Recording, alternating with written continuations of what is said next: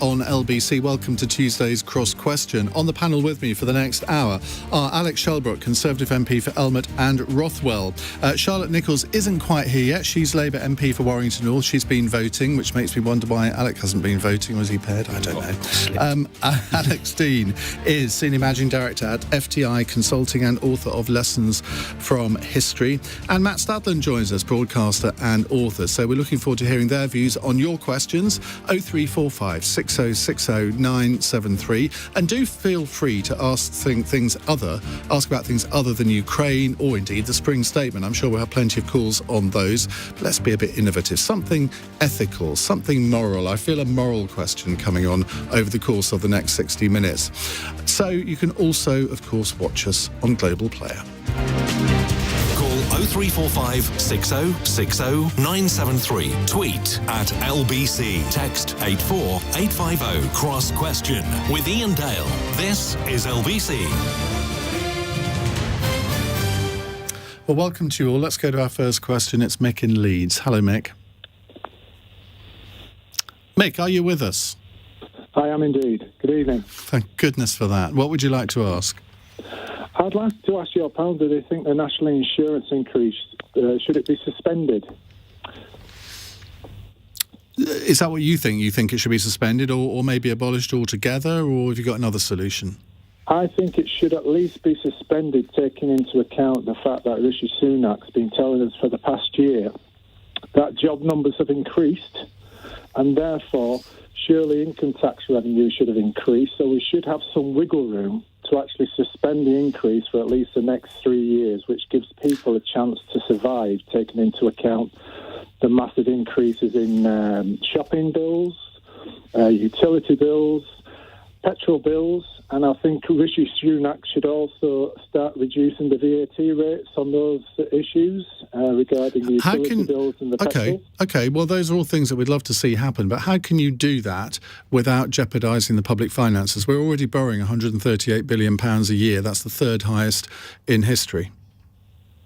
Well, the fact is that they've actually said, as I've said, that job numbers have increased. They're at the highest rate ever, and therefore surely their income tax revenue should have increased with that. Therefore, we must have some wiggle room with regard to that, and they haven't spent as much as they said during COVID. Well, there's that phrase which seems to be the phrase of the day, wiggle room. Alex Deane. I can tell you why. It's because Sir Charlie Bean, who was head of the Office of Budget Responsibility, said it. He said that Rishi Sunak's going to have about 50 billion of wiggle room tomorrow that he wasn't expecting because of higher than expected tax receipts and lower than expected government borrowing. So in my view, Mick is absolutely right. We should be suspending a rise in national insurance. One, because we can, it seems, afford to on the numbers. And secondly, because national insurance is a fraud upon the public. There is no pot of money for you at the end of your retirement, Iain. There is no pot of money saved away by the state for you. It's not hypothecated. It's just another form of tax. Now, we can argue on another day whether we should get rid of national insurance altogether, which might be a more honest way of taxing people. But in the meantime, we definitely shouldn't be putting it up in these current climate. The interesting thing there you said was that this guy was head of the OBR. Have the OBR ever got a forecast right in history? I think they've been pretty close on several occasions, but of course these are inexact figures. I accept the thrust of your point that they're never going to be bang on to the penny, but they're not. I don't think they're going to be out by 50 billion, and I certainly don't think. I don't think he's wrong by that much, as Sunak's figures I think on government borrowing will show. Matt Stadlen. Yeah, I think that we absolutely have to make sure that those on the lowest incomes or lower incomes do not have to foot this bill. So I don't think we should get rid of national insurance entirely. I think people like me, people I imagine like most of us in this studio, some of those listening, should pay more so that those on lower incomes don't have to pay as much. The cost of living crisis is hitting people right now. People talk about it, analysts talk about it coming down the road. It's already hitting people in the face. People are already having to, and I see Alec nodding his head there, people are already having to choose between heating their homes. I know it's March now, but it's still chilly, and eating. And we don't want to live in a society where that's the case. Alec. Well, yeah, first of all, I was nodding my head because decades I've been on the doorstep. And you bring out a policy, so let's go back to, say, in the autumn when we said we were breaking the triple lock for this year, and people were angry about it, and they bring it up. That's politics. But what I'm finding on the doorstep now is a real fear And that is something that's really got to be taken notice as Ronald Reagan might say, you ain't seen nothing yet. Yeah, and I know for a fact, look, I know this. I know that Conservative MPs have been making it crystal clear to the Chancellor about this fear factor that is there. I know that the NI rise is particularly a very unpopular rise, and it's not one I'd like to see postponed, suspended. I'd like to see it scrapped altogether. But I also know, as you mentioned, Ian, that the public finances are in a terrible state. But I think that what we've been saying to the Chancellor is that you've really got to look at energy overall, fuel in the tank, gas prices, electricity prices, because it's all very well talking about, well, we'll see how it pans out, etc. I am seeing real fear in people's faces. And it's because I think to a certain extent, look, we could maybe the Chancellor's going to knock 5 pence off diesel tomorrow.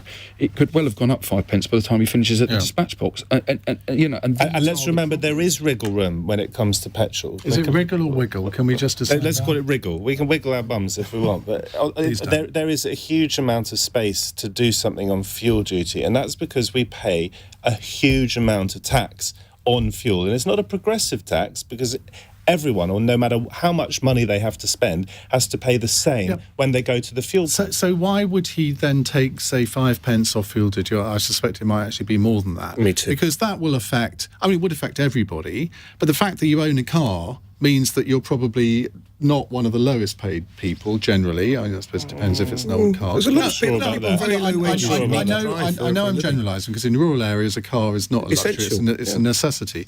But broadly speaking, that will benefit people who it doesn't need to benefit. Why not target this exactly at the people that Alec is talking about, who are fearful of what, not necessarily what's happening now, but what might happen in 6 months' time? Because we had Minette Batters from the NFU on last night, and she put the fear of God into us all about what's likely to happen to food prices over the next year. So I think this idea about people having fear is absolutely bang on, and we hear it on our calls every day. So why not target this at people who really need it? I think it's a really interesting analysis of does cutting fuel duty just affect the people who have cars? Actually, it feeds through the entire system. It's feeding into food prices. It's feeding into public transport. It feeds across. Personally, I think it's one aspect. What I really want to see, and I don't think this is going to happen, but what I'd really like to see is the eco taxes taken off the energy bills and put into the general taxation area. There are commitments to those taxes. It's not just raising tax. There are contracts that have got to be satisfied, etc., etc. But at this moment in time, when it's a percentage of the cost, and that cost has risen so incredibly high, I'd like to just see a break put on that and move that tax, which satisfies, as I say, contracts, moved into general taxation for now, because it really is. I mean, on the doorstep, the people I'm talking to, their energy bills have roughly tripled. Yeah. Tripled in a month. Just to finish the point I was making, because I think you raise an important question. Can it be done in a more targeted way? And that's a response to me saying it's not progressive the way we tax fuel at the moment. I agree with you. If we can find a way of doing that, cutting income tax, I don't think that is on the cards at all. But just so everyone is aware, when you go to the petrol pump and it's £1.80 or whatever, literally 90p, something like 90p of that is going to the government. Some of it is in tax, fuel duty, and some of it, a smaller proportion, is in VAT. That is a massive amount. I have to travel myself. I'm relatively well off. I have to travel 2 times a week between London and Tunbridge Wells, where you're from. That's where my girlfriend lives. It's extraordinary. That's not to visit me. That's not to visit you. Occasionally we go. Occasionally. But no, it's unbelievably expensive. Yes. And so I can only imagine for those who are really not very well off, those who live in rural places, as you say, on the train. Those it could do the train as well. Those who are in rural communities, also people who have to drive for a living. They drive to get to work, or they drive because they have to deliver stuff for the rest of us. Yeah, I also want to point out that when people who are on the margin of keeping their head above water are doing the maths on what they can afford, the fuel that they buy is coming from the family budget. It's not just somebody who might be able to afford it or not, and that's a good place to put it. It comes out of a finite pot that the hard-working families have got, and this is the time to give them a break, both on their domestic fuel and on their vehicles. And this is a political issue too, isn't it? In the sense that there's going to be an election sometime in the next 18 months. And it's very rare that parties win elections when people feel worse off, isn't it? And inevitably, we're not going to get out of this worse off period by the time the next election comes. I would agree with that, but I think to a certain extent we're in such unprecedented situations that we can't be thinking electorally. We've got to be thinking about what's best for people. I think that argument holds water, but it also depends on, do they think they're going to be better off with the other lot? And that is a general election campaign, and you never know where that's going to go. I think what I'm hoping the Chancellor does tomorrow, and maybe not even just tomorrow, maybe he has to adjust it as time goes on, is just look at this situation that people are facing right now, because it is terrifying for people. And I've never, ever seen that before. But if you are going to put it in party political terms, which Iain did, then it's a good warning to the Conservative Party, because Labour is advocating not proceeding with this national insurance rise. And if you let the Labour Party get to the wrong side of you on tax cutting, it's very difficult to say what the Tory Party stands for. I know that although, I know, if he drops the national insurance rise tomorrow, the next Labour Party thing is, well, it's a big tax cut for the highest earners and everything else. I mean, that is politics. But it is good. It is as someone who comes from the left, not the far left, but the sort of, I would say, moderate left. I'm sure we disagree on a lot of things. Disagree with all three of you on a lot of things. But it's good to hear you say that we should put people's interests before party politics, even if we've got 18 months only to an election, as we're now hearing. And that's absolutely vital, because the fear is still that Sunak will hold back some money when we are already, as I say, in this cost of living crisis, in order that he can then cut taxes near an election. That would be entirely cynical. I'm not going to break any confidences. I'm not going to break any confidences when I said exactly to the Chancellor, if you think people are going to thank you for that, you're wrong. It's good to hear that. Well, I might put that to him tomorrow when he's here in the studio from 7 o'clock taking LBC listeners' calls. Right, we thank you very much, Mick, for that question. We'll move on to a very different subject in just a moment. You're listening to or watching LBC's Cross Question. It's 8:15. LBC. St Pancras Clinical Research is looking for participants with painful osteoarthritis to take part in clinical trials assessing new medicines, aiming to reduce pain, increase mobility, and improve quality of life. If you have osteoarthritis of the knee and experience pain frequently during the day, you might be suitable for a clinical trial. Get access to expert medical care and get involved in cutting-edge research. Sign up now at stpancrasclinicalresearch.com. Sam, put down that spoon. It's time to go to the movies. It's 7 a.m. Popcorn o'clock with a Samsung Galaxy S22 series. But I've got work. Does work have a dynamic AMOLED 2X display? No? What's on? Entertainment. That's what, with 12 months Disney Plus on us. Bingy. Get back out there with the epic Samsung Galaxy S22 series. Buy yours at Samsung.com. Disney Plus auto-renews at £7.99 a month. 18 plus only. Terms apply. Hi, I'm Dr. Nikki Kanani, GP and Medical Director of Primary Care in England. COVID-19 is still with us, so it's good that 12 to 15-year-olds can now get a second COVID-19 vaccine. Vaccines give your children the best possible protection against the virus and help to keep them in school. Get your 12 to 15-year-old vaccinated 12 weeks after their first dose. Book online or find your nearest walk-in centre at nhs.uk/COVID vaccination. We've got loads of great offers at Morrison's this Mother's Day, like bottles of the best Prosecco, now only $5.99 each. A 1 litre bottle of Bombay Sapphire, now only $16.99. Morrison's. Make good things happen. Majority of stores subject to availability. Bombay excludes Scotland and Wales. Offers end 27th of March. Please drink responsibly. My prostate cancer was thankfully caught in the nick of time. But it shouldn't be down to luck. Men at higher risk are... aged over 50. Those with a family history of the disease. Or black men over 45. Check your risk of prostate cancer now. Search Risk Checker or visit prostatecanceruk.org. Men, we are with you. Big Tasty, please. The Big Tasty with bacon. Yeah. In fact, it's got to be the Big Tasty barbecue. Big Tasty with bacon, an all-new Big Tasty barbecue. 3 Big Tasties, 1 big decision. Served after 11 a.m. Subject to availability at participating restaurants until the 26th of April. To help you travel with confidence on the TfL network, we're cleaning regularly with antiviral disinfectant, providing over 1,000 free hand sanitizer stations, and frequently circulating fresh air on tubes, buses and trains. To help everyone feel safe, we strongly recommend that you continue to wear a face covering when travelling on our services, unless you are exempt. Thank you for helping to keep yourself and others safe. To the Mayor of London and TfL, Every journey matters. Cross Question with Iain Dale on LBC. Alec Shelbrooke, Conservative MP, is here. Alec's Deane, author of Lessons from History. Quick 30-second plug, Alex, for the book. Thank you very much. 94 stories ranging from ancient Greece and Rome through to, very recently, lots of daring do. It's the classic toilet book, Iain. It's aimed squarely at the smallest room in the house. Appeals to me, but couldn't you get to 100? Do you know, you asked me very kindly. I said that before. You did, and you were right. At the time, I was just so relieved to get to my word limit. I put the pen down.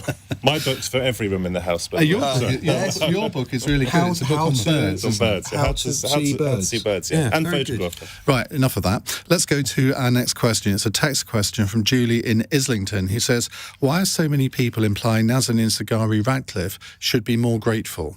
Alec Shelbrooke. Social media pile-on. I mean, at the end of the day, I think we've tragically started to get used to that no matter what anybody's circumstances are, they seem to get attacked from one way or the other. I saw an article today about the chap who was run over in the terrorist attacks 5 years ago, and because he was seen to walk away, he's then had a pile on saying, you're a fraud, this, that and the other, and he said he's had a lot of online bullying. And I think that when we say she should be more grateful, it's a ridiculous thing to say, and it just seems to be this whole world of social media that almost has to be controversial and start an argument. I really have disdain for it. And the people that are saying this generally think that she should have thanked Liz Truss, the Foreign Secretary, because she came out under her watch. Now, whatever the circumstances were, she was the one that effected it, so therefore, so people say she deserves a bit of thanks. Well, look, I mean, I think Liz has done a great job, I think, to actually get the issue resolved and actually not be lent on by the Americans anymore and just say we're going to make our own decision. Is that why you think this money wasn't paid before? I'm always convinced of it, yeah. I think that Liz decided that she was no longer going to go down the road. I've got no inside line on this, Iain, but this is just an analysis. I think she just took the decision that we're not going to mess around with this anymore. But how do you define grateful? Did she want to make some big public display of all thank you and worship her and everything else? Perhaps she said thank you in the background, but I think he just misses the point. You know, she's a mother, she's a wife, she's detained unlawfully, effectively, and she's home. I mean, Matt. Yeah, I watched it live, the press conference, and first of all, she was grateful. She was grateful to a whole host of people, not least, of course, her husband and also her young daughter for being so patient. What her husband's been through, as well as Nazanin, is, I mean, most of us just can't even begin to imagine that. Should she be grateful to Liz Truss? I thought it was fascinating because her husband, Richard, he did thank Liz Truss. He did thank the Foreign Secretary. She then, very publicly, she didn't have to do this, but so she was obviously making a point. None of us know exactly what went on behind the scenes, but she very publicly said, I'm going to beg to differ with you on this, and I'm not going to thank the Foreign Secretary because this should have happened 5 Foreign Secretaries ago. It should have happened 6 years ago. And I think if we look at the history of this government's dealing with the case, it has fallen short, unfortunately. Boris Johnson, I think it's widely agreed, made things more difficult for Nazanin. And anyone who's pointing the finger at, and I agree with what Alex said about social media pylons. I mean, I've been on the wrong end of many social media pylons. The water of a duck's back for me.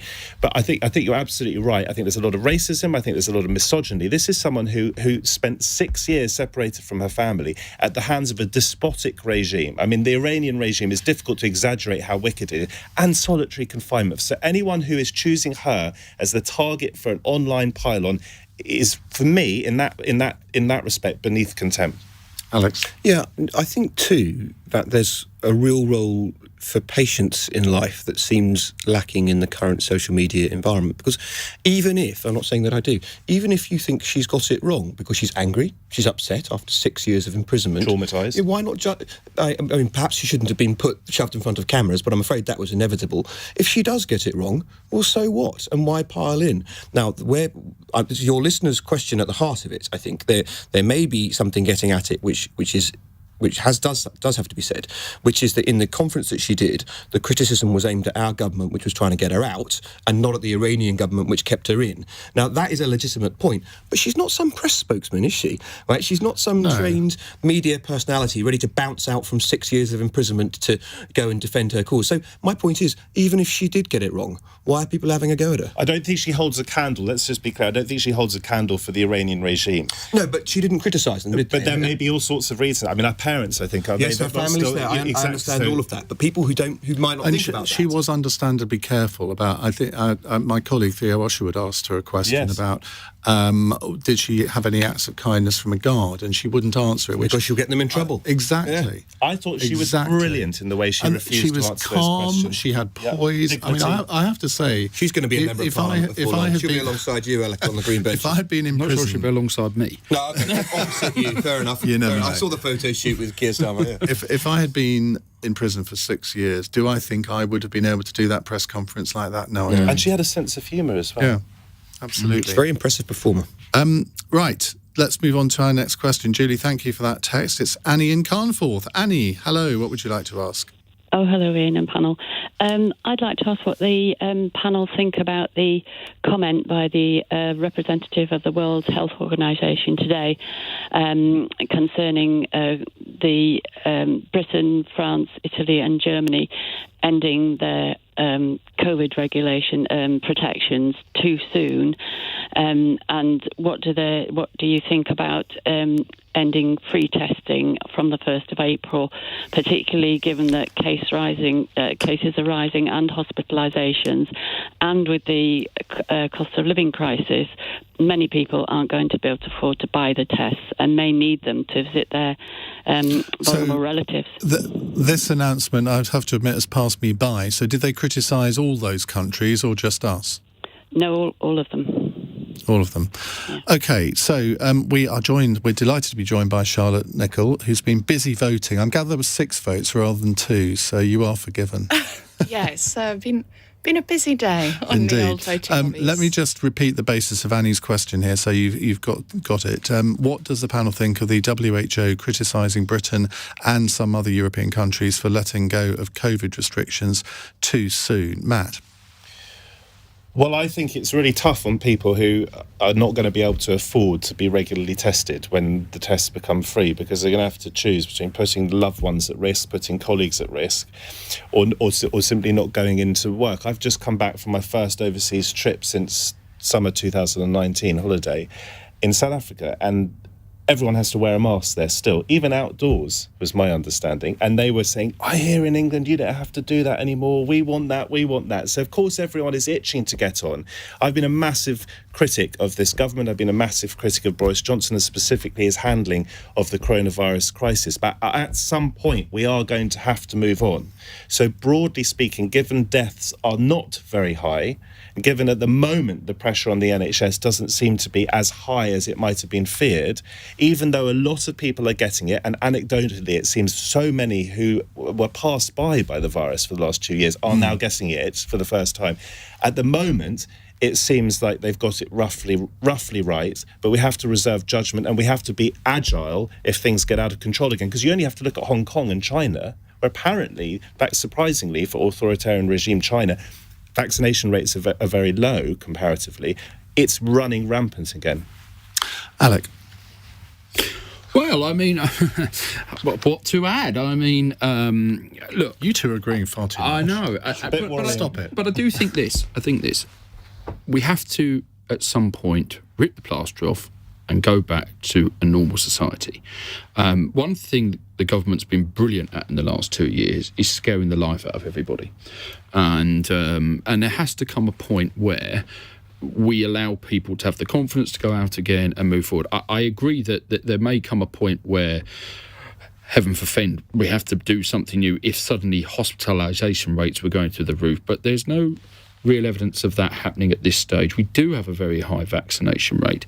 I think it's interesting that the WHO are criticising lots of European countries, but a lot, off the top of my head, Ian, from those countries mentioned, I think they've all got high vaccination rates.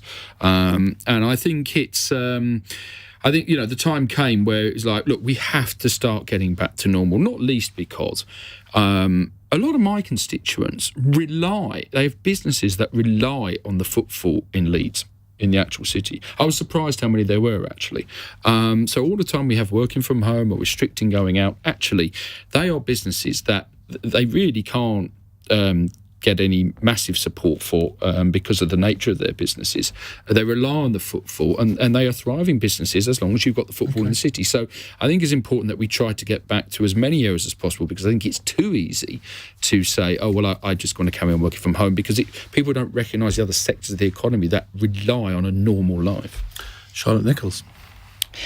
I think that we're all keen for things to go back to normal, and the last 2 years have been abysmal for everyone. But the problem is that when we take restrictions back too soon, or when we make it much more difficult for people to be responsible to access regular testing, what we in fact end up creating is a kind of two-tier system, because people like my mum, for example, who's clinically extremely vulnerable, she's really concerned about things going back to normal, not because she's concerned about, footfall and things like this, but she's concerned about not being able to access a test.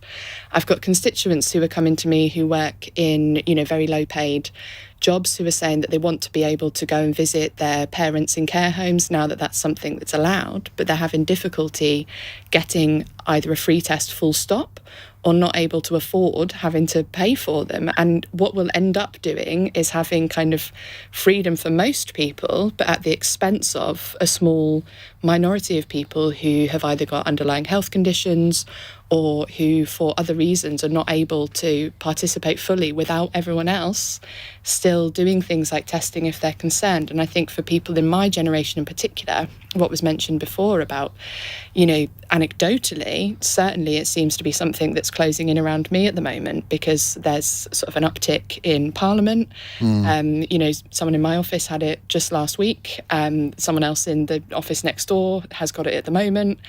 And it's sort of people that for the last 2 years, because they've been able to access tests regularly, because everyone's been testing regularly, it's kind of felt like the risk is lower and people have been able to live relatively normally. Whereas now, it sort of seems that we're having this uptick in people in their kind of 20s and 30s in particular picking it up. And of course, a mutation only takes one person to... What restrictions would you reverse, though?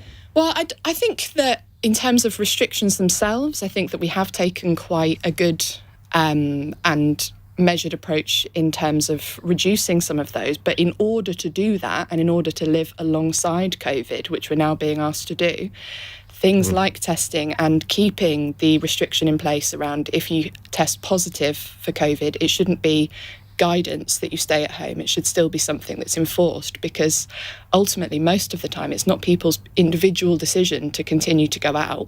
It'll be their employer forcing them to come in because the law doesn't protect them. Are there really any employers that would say, yeah, you've got to come in if you've got COVID? You would be very surprised looking at my mailbag. You would hope that most employers are good and responsible and decent, and the majority of them are, but particularly employers in low-paying sectors who do not have a particularly good track record of worker Or it might be at the other end of the spectrum, because I saw in City AM a headline about a city firm saying, as long as you feel all right and if you've tested positive, come in. So seriously? Yeah. So it's not just at one end of the spectrum. But let me have a go at your caller's question, because if you take the starting position that everyone before me has said, that we want to get back to normal eventually at some point, then I think you have to accept that it's a pragmatic decision, that you're never going to get a time when everyone agrees with it. It's a pragmatic decision about roughly when you reckon it is, unless your position is until we have no COVID, which I think is you just saying we're never going to reopen unless you're going to take the New Zealand Hermit Kingdom position, and in the end you get it anyway.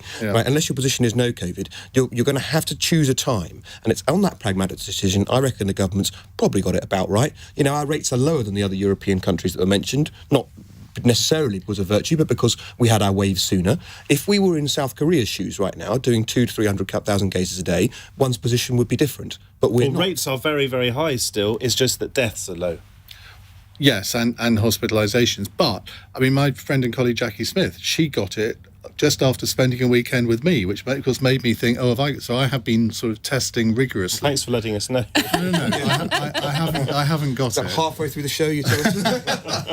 But I mean, I'm glad I was late now. She is. And that you're that far away. She is feeling really rough. I mean, a week on. Well, that's interesting as well. Lots of the people who are getting it now, triple jab people, are getting it as a heavy flu. But that's because your caller was hinting at this WHO position, which was that the new variants are more contagious or spread more easily, but they are not more dangerous. And so that's contrary to what you've said. Well, I'm off to present the rest of the show from that set over there. We'll take more of your questions in a moment. Annie, thank you for that. It's 8:33 on LBC. Let's get the latest news headlines from Lucinda Horsley. Ukraine has appealed to Russia to allow 100,000 people still trapped in Mariupol to leave. President Volodymyr Zelensky says there's nothing left of the city and called for more support from Western leaders. P&O says £36.5 million in redundancy costs will be shared among the 800 staff who lost their jobs last week. The company's been heavily criticised for the way it laid them off. Labour's Deputy Leader Angela Rayner has hinted the party would look at a wealth tax to increase NHS funding ahead of tomorrow's spring statement. Official figures suggest Chancellor Rishi Sunak could be in a better position to help those struggling with the rising cost of living. LBC weather largely dry and clear tonight with lows of 3. Warm and sunny again for most tomorrow, but some cloud for Northern Ireland and Western Wales, highs of 18 degrees. LBC. There are two ways businesses can trade goods with the EU. Number 1, fill in form haute cuisine and submit documents carte blanche and déjà vu along with triplicate copies of your joie de vivre certificate. Did I mention déjà vu? Or method number 2. Enter everything in minutes on Customs Pro and we'll do the rest, saving you time, money and stress. Find out more at customspro.co.uk. You won't regretter rien.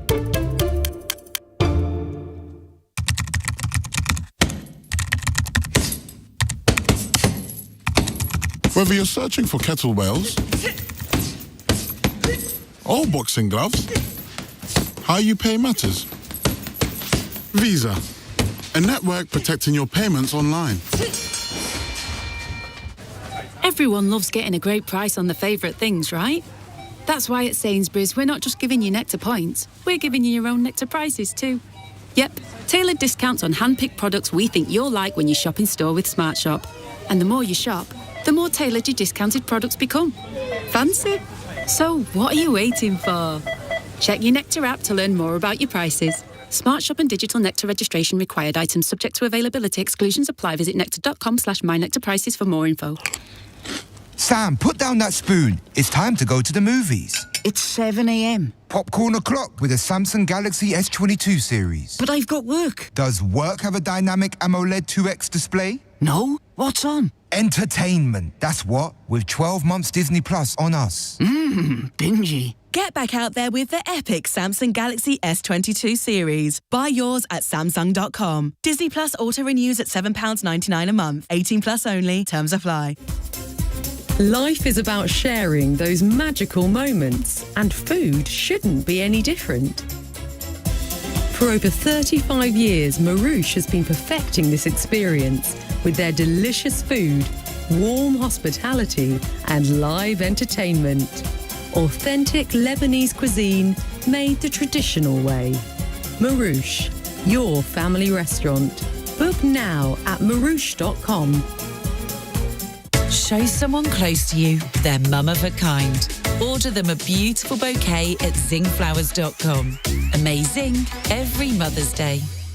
To help you travel with confidence on the TfL network, we're cleaning regularly with antiviral disinfectant, providing over 1,000 free hand sanitizer stations and frequently circulating fresh air on tubes, buses and trains. To help everyone feel safe, we strongly recommend that you continue to wear a face covering when travelling on our services, unless you are exempt. Thank you for helping to keep yourself and others safe. To the Mayor of London and TfL, every journey matters.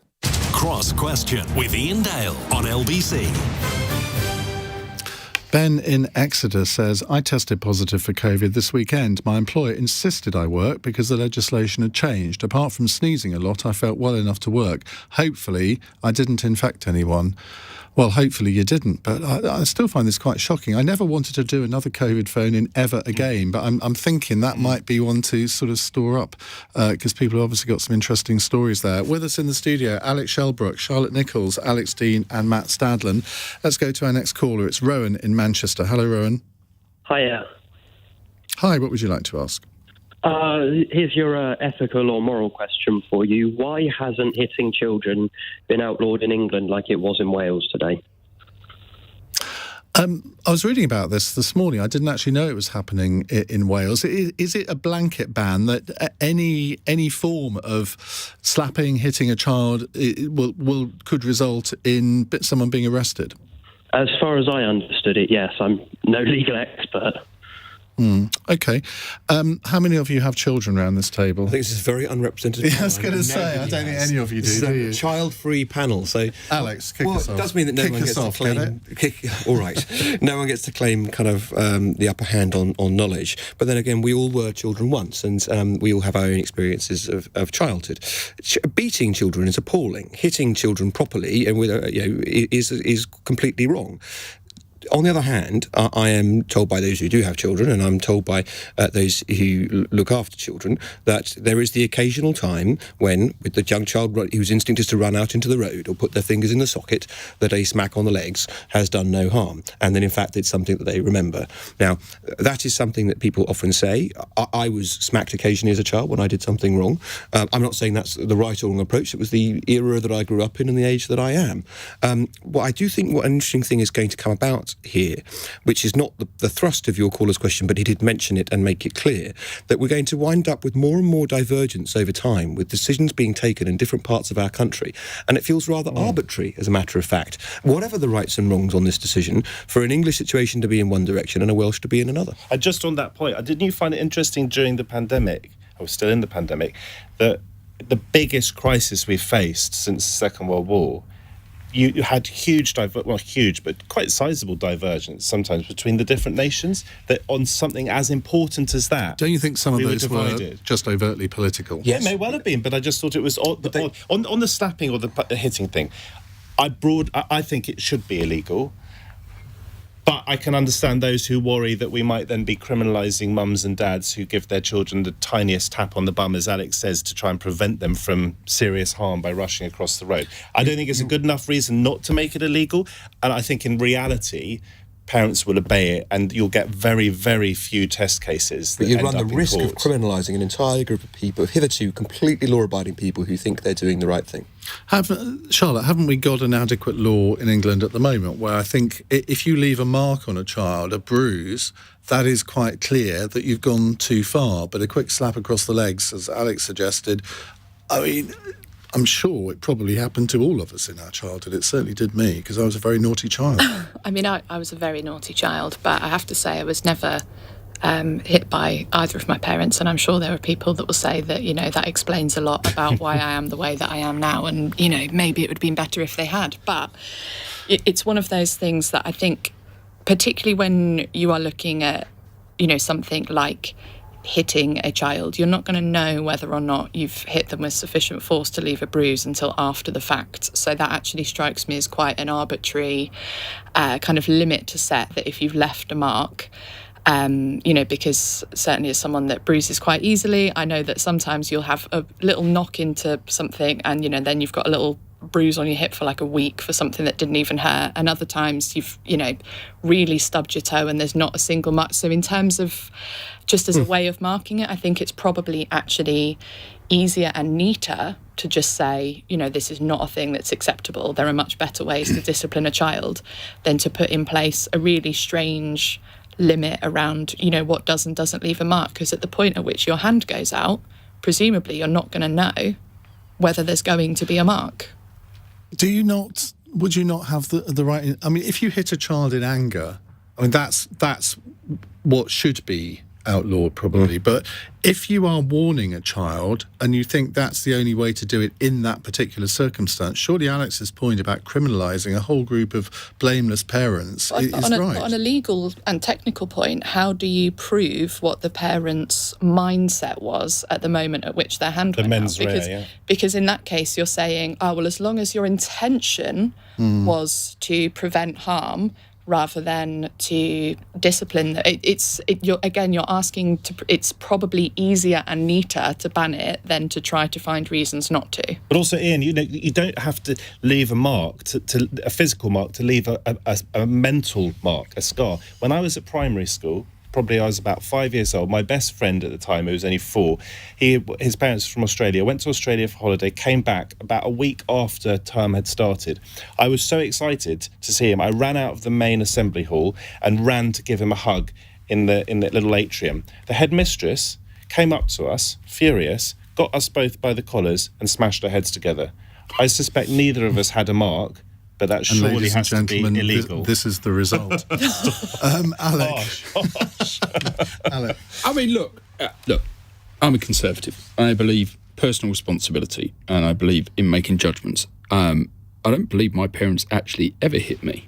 But my dad could put the fear of God in me when I messed about. And I tell you, did I mess about, especially at school? And he would really lay into me, but I don't think they ever hit me. And I think that it's my dad never hit me. My mum did. Yeah. Neither of my parents did, I don't think. I think it's a very old-fashioned view, actually, to hit a child. It was when there weren't any other sort of punishments. Nowadays, think of all the things that children have which they want. You take those away and say you're not having any television for a week, you're not having any electronics for a week, you're not, all those things. There are other ways to discipline now. So if this came into the House of Commons, you'd vote for a ban, would you? Well, look, I'd tell you what I'd want to see before this came to the House of Commons. I'd want to see, actually, that we're getting to grips with the children who are being murdered in this country and social workers seem to be overlooking. We've got plenty of cases there, but there's an important point, Ian. There's a legislation in place that shouldn't happen, and yet it is happening. So if you want to bring in more legislation, what are you actually achieving? And I think that's the really important question. I think that... I don't think the fact that some people break the law means you should be afraid of bringing in laws that we think are morally right. No, I accept that point, but at the same time, can we also... But not everyone accepts your premise that it's morally right. True. To educate people in that, there are so many things you can do to... I haven't got any children. None of us got any children, okay? But, I mean, I've got a Jack Russell. He's now 14 years old. Puppies are difficult things to train. I don't think I ever actually hit him, but I would stare him in the eyes and show him who's boss. Well, that's funny, because I was about to mention dogs. And, I mean, I've got 2 dogs. I've never hit... I would never hit them, but I've tapped them... which they don't expect, and they think, oh, what's he done that for? Hopefully they then compute it. I mean, this is the problem. When you say hit a child, that word hit, it's quite emotive, isn't it? Whereas if you say slap or tap, it's sort of... It kind of makes it more acceptable, or not? No, I think that. I'm not sure slap is any better. Okay, I think it is, and I think that it's a word that was widely recognised for a mild chastisement, and that's the point. Many of the constituents of both of the MPs here with us will think there's nothing wrong with that. And one of the things even if you think it's absolutely morally right, is the position that Matt set out. You've got to take the country with you, and I think that it's quite difficult. You also do run the risk, by the way. I think it's Wrexham Football Club where the entrance to the ground is in England and the pitch is in Wales. Who found them? If your callers will remind me very quickly if I'm wrong, but that found themselves on the wrong side of COVID regulation because they played a game in the English League whilst the literal pitch is in Wales. The prospect of English parents being extradited back to Wales or having smacked a child on a holiday. In reality, I don't think it's going to happen. I think if you have a parent who gently taps a child, the child isn't going to call up the police. 99.9% See, of the time. I think, you're probably right on that, I suppose.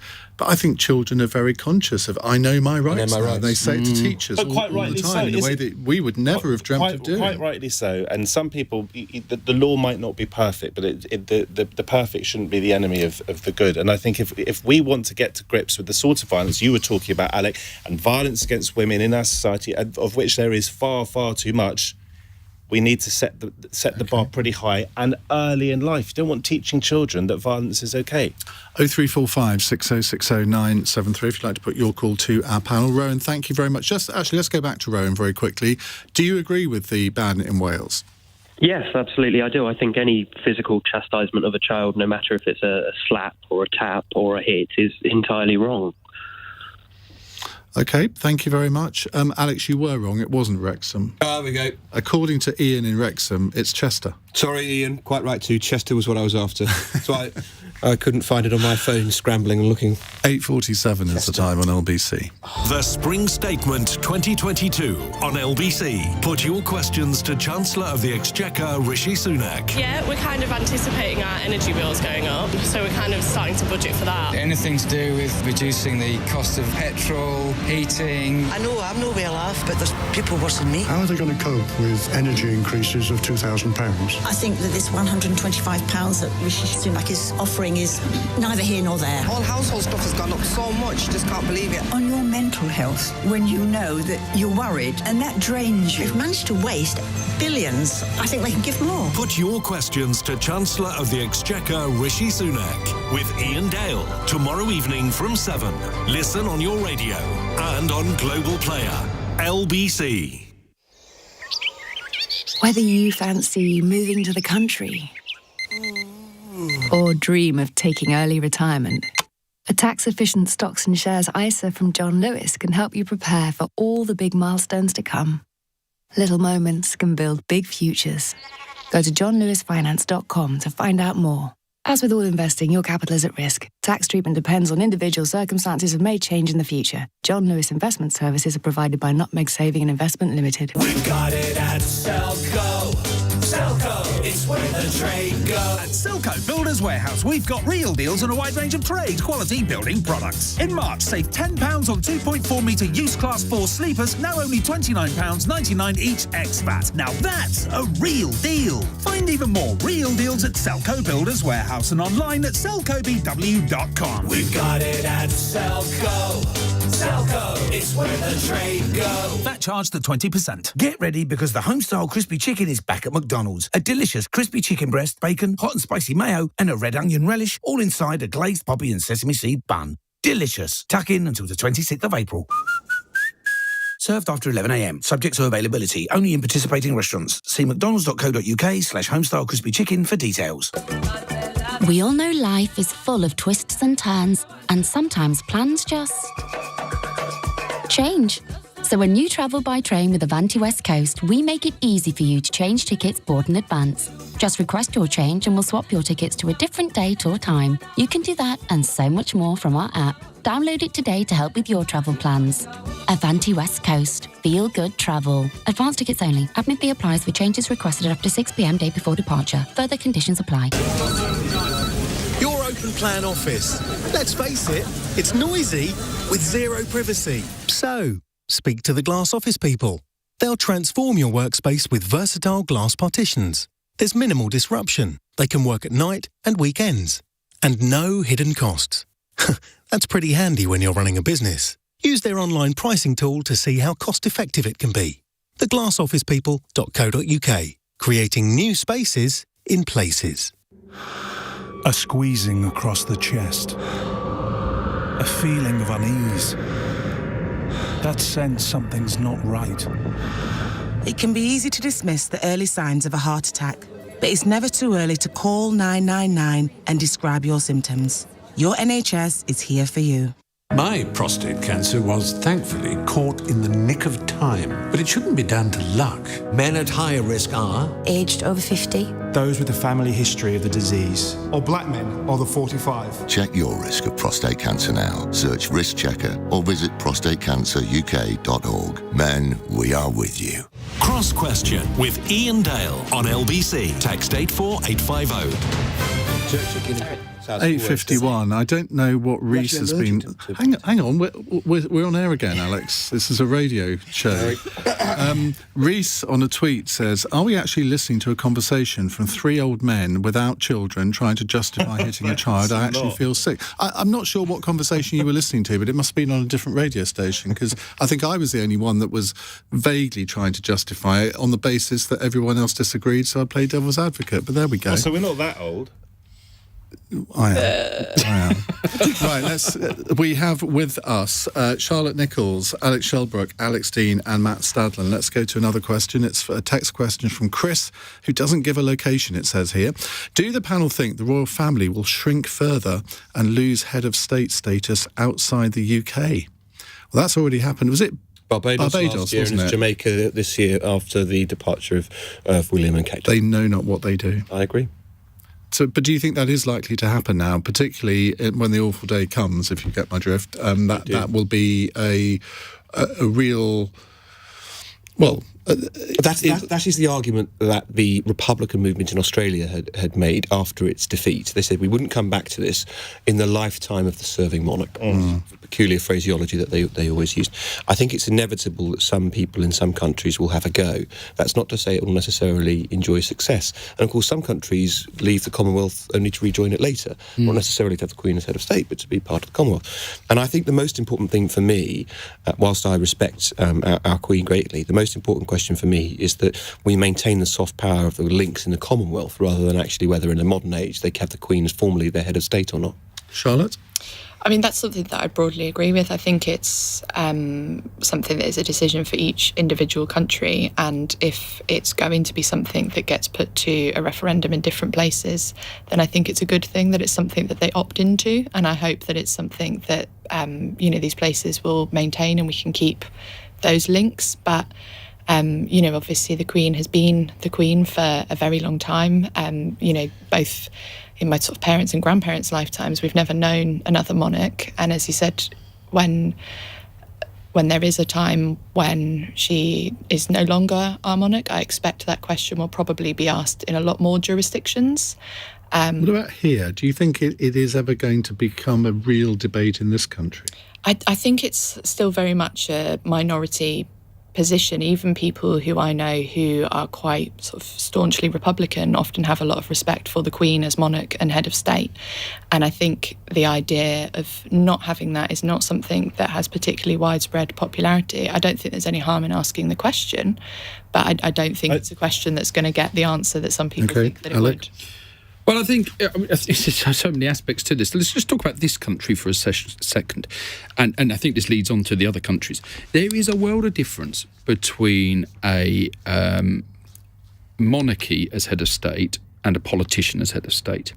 And if you think of some of the tragedies that have occurred in this country, I think people get a lot more comfort and a lot more support in themselves from having a visit from a member of the royal family than they do perhaps a politician, which is immediately going to be polarising for some people.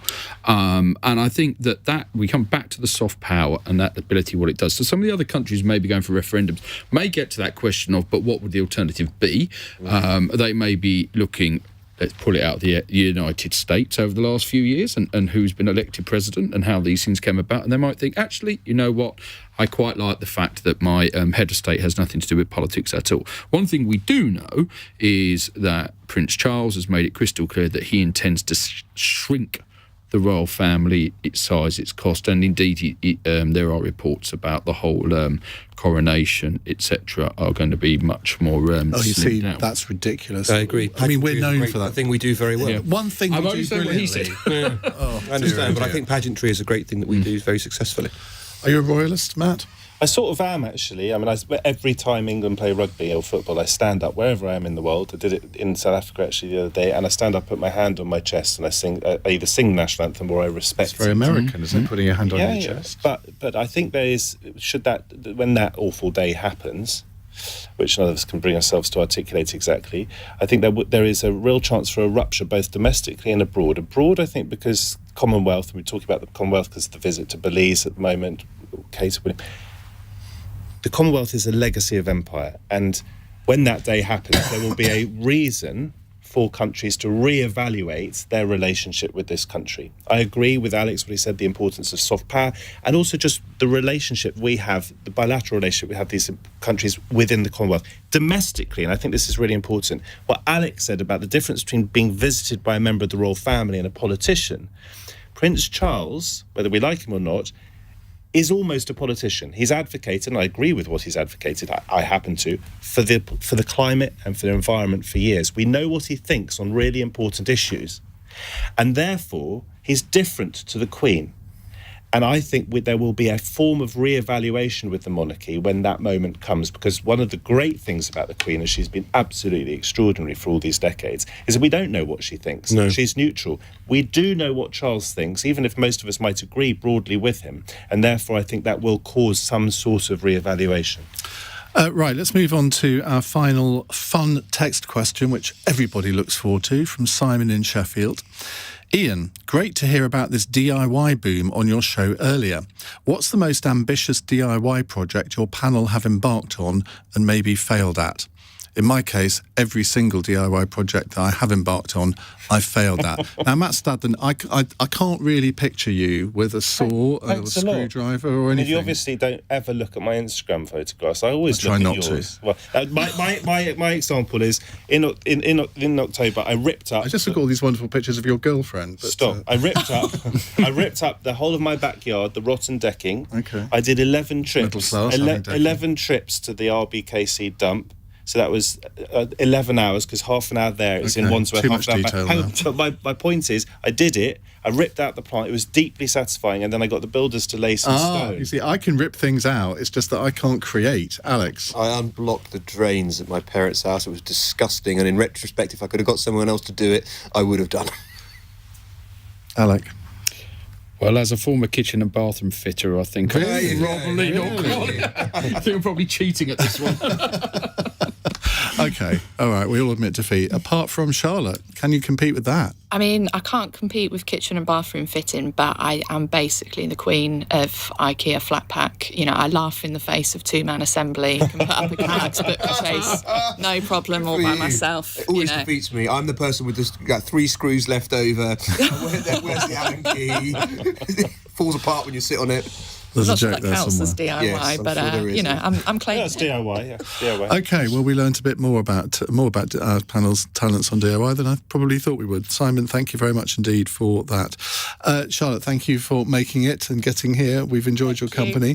You don't know what you missed in the first half hour, but you can catch up on the podcast or on Global Player. I will make sure to do I'm that. sure you will. Alec Shelbrooke, thank you to you too. Matt Stadlen, good to see you again. And also Alex Deane. Coming up in the next hour, we are going to talk about corruption in the police, because a report out today from Her Majesty's Inspector of Constabulary and Fire and Rescue Services, there's a mouthful for you, says that the Metropolitan Police are not fit for purpose when it comes to rooting out corruption within their own ranks. Now, some of you will think, oh God, it's Iain Dale going on about the police again. What has he got against the police? Well, if you don't think that this report is worth debating for an hour with you, then I'm sorry for you, because it is. If the police can't root out their own corruption, how do you expect them to root it out in the rest of society? 0345 6060 973.